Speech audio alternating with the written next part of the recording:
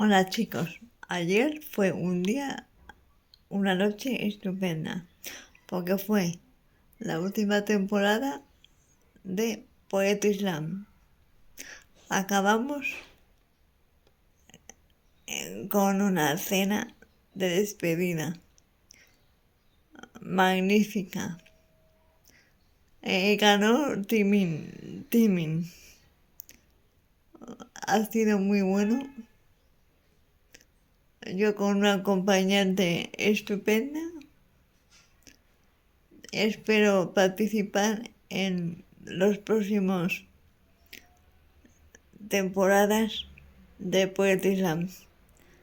Gracias a Adriana Bañares por hacerlo posible.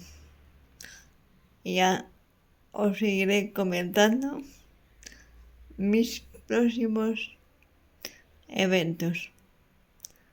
Muchas gracias y feliz fin de semana.